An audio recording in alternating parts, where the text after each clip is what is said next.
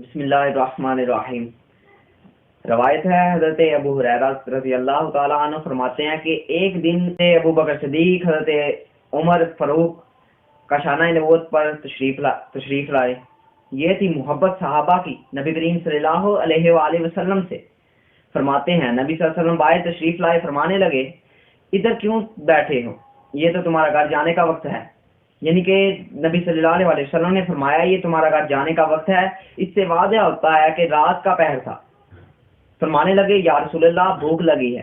دیکھیے محبت کا عالم نبی صلی اللہ علیہ وسلم سے، بھوک لگے تو نبی کے دروازے پہ آئیں، دکھ درد جو بھی ہو یا تکلیف میں ہو یا خوشی میں ہو نبی کو یاد کرتے ہیں۔ تو آج کل کہتے ہیں نبی سے نہیں مانگنا چاہیے۔ یہ تھا محبت کا عالم، کشانہ نبوت پر آئے بھوک لگی تو پھر فرمانے لگے یا رسول اللہ بھوک لگی ہے۔ رسول اللہ صلی اللہ علیہ وسلم نے ارشاد فرمایا قسم ہے اس کی جس کے ہاتھ میں میری جان ہے، مجھے بھی اس کی بھوک نے باہر لایا ہے۔ پھر فرمانے لگے اٹھو چلو۔ اٹھے چلے نبی کریم صلی اللہ علیہ وسلم کے ساتھ حضرت ابو بکر صدیق اور حضرت عمر فاروق رضی اللہ تعالیٰ عنہ۔ ایک انصاری کے گھر گئے، جا کے دستک دی، پوچھا کون؟ اندر سے آواز آئی۔ اصحاب آگے سے فرماتے ہیں نبی رسول اللہ صلی اللہ علیہ وسلم تشریف لائے ہیں۔ بی بی پاک نے دروازہ کھولا، دیکھ کر کہنے لگے اہلاً وسہلاً، خوش آمدید، آئیے۔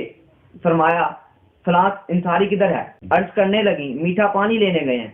تو کہنے لگی بیٹھیں۔ اتنی دیر میں وہ انصاری بھی تشریف لے آئے، آگے کہنے لگے میں بڑا ہی خوش نصیب ہوں جو کہ آپ نے میرے گھر میں تشریف لائے، آپ اصحاب کے ساتھ میرے گھر تشریف لائے۔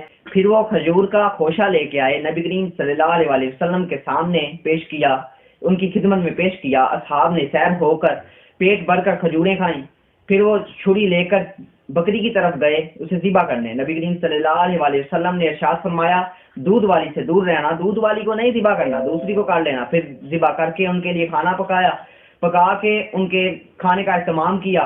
نبی صلی اللہ علیہ وسلم نے کہا تم رات کی تاریکی میں نکلے جس وقت تمہیں بھوک لگی، لیکن تمہیں نبی اللہ نے نعمت عطا فرمائی، اب تمہارا بھی فرض بنتا ہے کہ دل و جان سے اللہ تبارک و تعالیٰ کا شکر ادا کرو ان نعمتوں کا جو اس نے تمہیں بخشی۔ تو اس حدیث مبارکہ سے اس روایت سے ظاہر کرنا یہ ہوتا ہے کہ جب آپ بالکل نا امید ہو جاتے ہیں، آپ کو کوئی امید ہی نہیں ہوتی، لیکن جب رب تعالیٰ آپ کو نعمتوں سے نوازتا ہے تو ہمیں چاہیے اللہ تبارک و تعالیٰ کا دل و جان سے شکریہ ادا کریں، اس کی نعمتوں کا شکریہ ادا کریں۔ بے شک ان نعمتوں کے بارے میں کل پوچھا